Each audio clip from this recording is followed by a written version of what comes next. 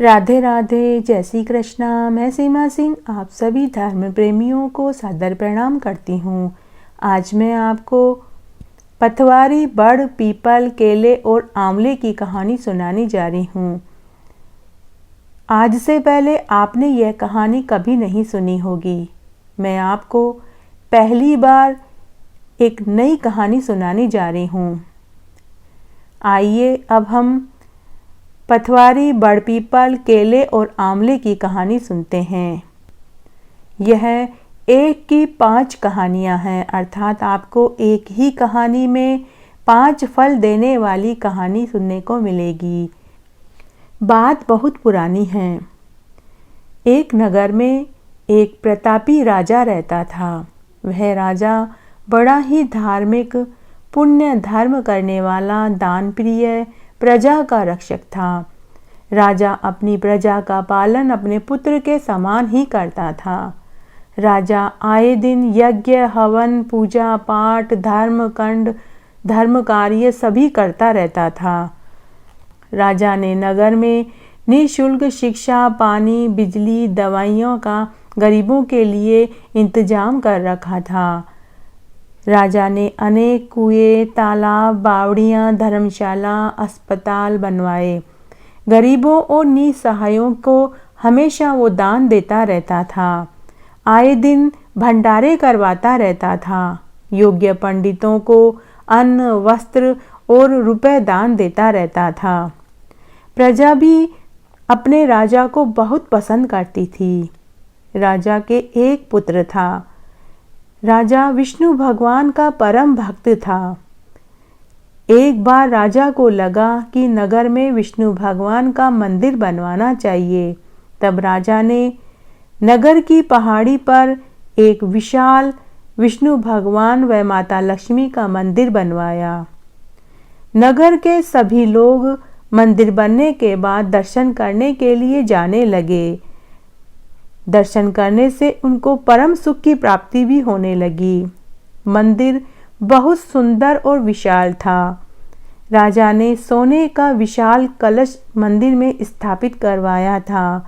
मंदिर के प्रांगण में बड़े बड़े सोने की परत चढ़े हुए खंभे थे और भगवान विष्णु व माता लक्ष्मी की बहुत सुंदर विशाल प्रतिमा थी। प्रतिमा देखते ही ऐसे लगता था कि जैसे भगवान विष्णु और माता लक्ष्मी अभी बोल पड़ेंगे। राजा रोज मंदिर में दर्शन करने के लिए रथ में बैठकर जाने लगा और पहाड़ी पर जब जाना होता तो पहरेदारों के कंधे पर बैठकर पालकी से जाता था। तब नगर के लोग मंदिर के दर्शन करने के लिए जाते तो मंदिर का रास्ता बड़ा ही ऊबड़ खाबड़ होने के वजह से वे चोटिल हो जाते थे। जब नगर के लोग पहाड़ी पर चढ़ते तो कंटीली झाड़ियों से उनके कपड़े फट जाते तो कभी हाथ पैरों में खरोच आ जाती। छोटे बच्चे गिरकर चोटिल होने लगे। बड़े, बूढ़े, बुजुर्गों और महिलाओं के हाथ पैरों में भी लगने लगी। सभी नगरवासी मंदिर जाना चाहते थे, लेकिन मंदिर का रास्ता बहुत ही ऊबड़ खाबड़ था। सड़क पूरी टूटी हुई थी और पहाड़ी पर बहुत सारी कंटीली झाड़ियां थी। तब नगर के सभी लोग राजा के पास फरियाद लेकर पहुंचे। राजा ने उनकी समस्या सुनी। तब नगर के लोगों के हाथ पैरों पर घाव देखे, पट्टियां बंधी हुई देखी तो राजा ने उनसे पूछा कि आप सब की यह हालत किसने करी? मुझे बताइए, मैं उसे जरूर दंड दूंगा। तब प्रजा के लोगों ने कहा कि राजा जी, यह हालत किसी ने नहीं करी। राजा जी, जब हम विष्णु भगवान के मंदिर के दर्शन के लिए जाते हैं तो रास्ता बहुत ऊबड़ खाबड़ है। पहाड़ी पर चढ़ते हैं तो कंटीली झाड़ियां उग रही है। हम सब वहीं चोटिल हुए हैं। राजा जी, आप मंदिर के रास्ते में सड़क बनवा दीजिए और पहाड़ी पर कंटीली झाड़ियों की सफाई करवा दीजिए। तब राजा ने अपनी प्रजा से कहा कि मेरे बच्चों, यह मेरी गलती है। मेरा इस ओर ध्यान गया ही नहीं। तब राजा ने प्रजा के सामने ही अपने मंत्रियों को सड़क बनवाने का आदेश दिया और साथ ही पहाड़ी पर से कंटीली झाड़ियां कटवाने और साफ सफाई का आदेश दिया। मंत्रियों ने राजा की आज्ञा का पालन किया। गांव से मंदिर तक सड़क बनवाई गई और पहाड़ी पर जितनी भी कंटीली झाड़ियां थी वो सब कटवा दी। लेकिन उन लोगों ने कंटीली झाड़ियों के साथ यह बिल्कुल भी ध्यान नहीं दिया कि उन्होंने कंटीली झाड़ियों के साथ बेर के, आंवले के, बड़ पीपल के छोटे मोटे पौधे भी उन्होंने काट दिए और साथ ही नगर के लोगों ने पीपल पथवारी के कंकड़ों की जो पूजा करते थे वे कंकड़ पत्थर भी वहां से हटवा दिए। उस रास्ते के सारे कचरे को उन्होंने एक सूखे कुएं में फेंकवा दिया। इससे बड़ पीपल, पथवारी माता, बेरिया माता और आंवला देवता उनसे रुष्ट हो गए। इसका प्रकोप राजा को झेलना पड़ा। कुछ ही दिनों में सड़क बनकर तैयार हो गई। गांव के लोग नई सड़क से विष्णु मंदिर जाने लगे।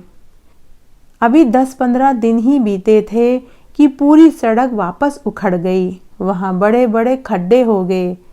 नगर के लोगों ने वापस राजा से इसकी शिकायत करी। राजा ने नाराज होकर अपने मंत्रियों से पूछा।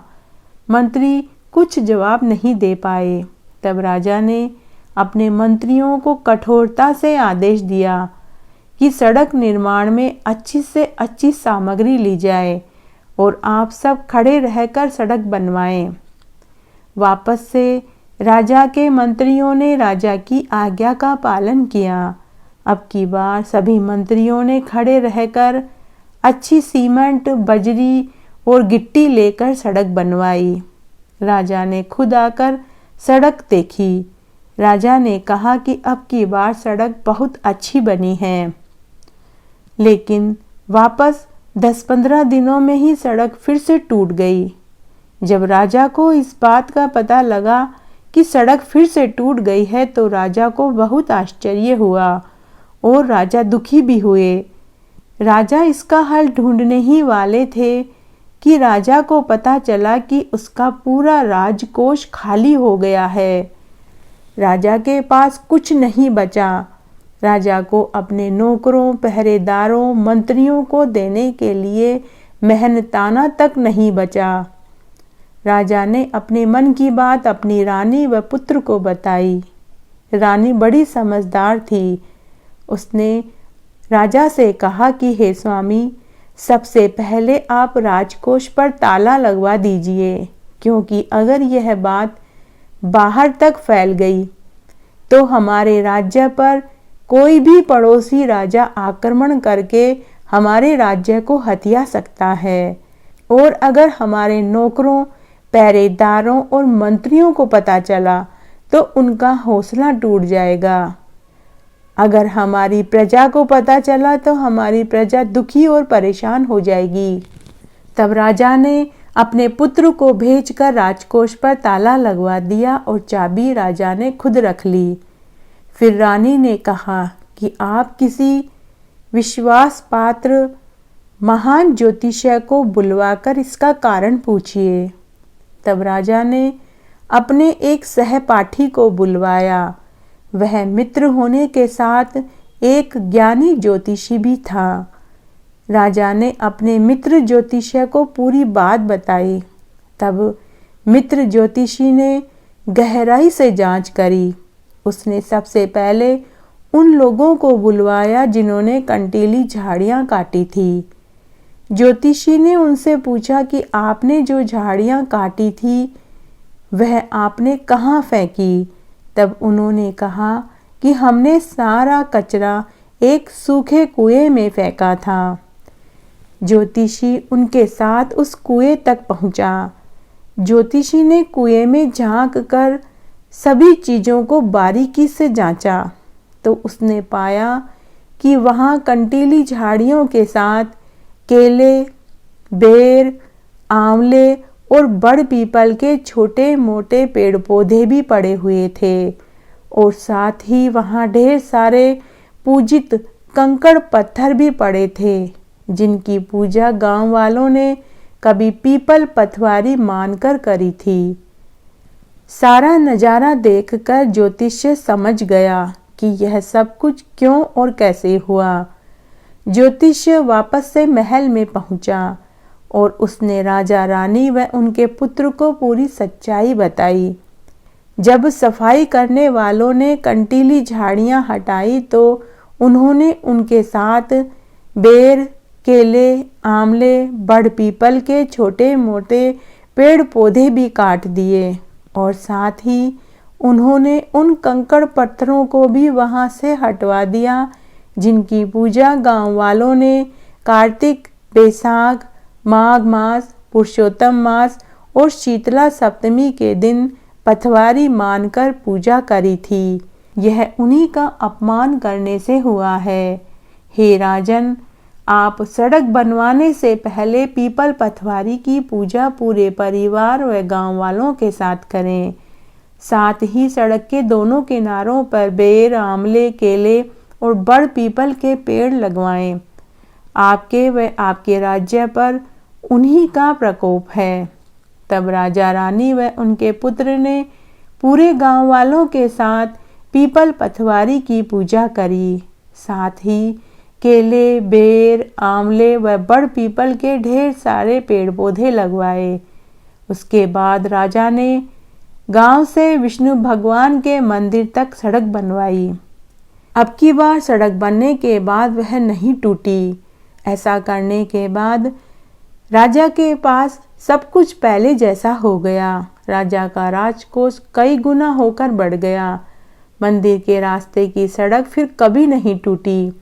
केले, बेर, आंवले, बड़ पीपल और पथवारी माता जैसा आशीर्वाद आपने राजा को बाद में दिया वैसा सबको देना। कहानी कहने वाले को, सुनने वाले को और हुक्कारा भरने वाले को। घटती हो तो पूरी हो तो परवान चढ़े, भूले बिसरे नाम तेरे भंडार में भरे। इस तरह आज मैंने आपको केले, बेर, आंवले, बड़ पीपल और पथवारी माता की एक प्राचीन कहानी सुनाई। यह एक के साथ 5 कहानियों का फल देने वाली कहानी है। मैंने आपको यह नई कहानी सुनाई है। इससे पहले YouTube पर यह कहानी आपको कहीं नहीं मिलेगी। मेरे द्वारा सुनाई हुई इस कहानी को सुनकर आप बहुत आनंदित होंगे और इसका पूरा फल भी प्राप्त करेंगे। यह कहानी आपको पहली बार YouTube पर सुनने को मेरे से ही मिली है। इससे पहले यह कहानी YouTube पर कभी किसी ने नहीं डाली। यह एकदम नई कहानी है। आशा करती हूँ यह आपको ज़रूर पसंद आएगी। मेरे साथ बने रहने के लिए आपका धन्यवाद। आगे की कथा कहानी के लिए भी आप इसी तरह मेरे साथ बने रहें। धन्यवाद।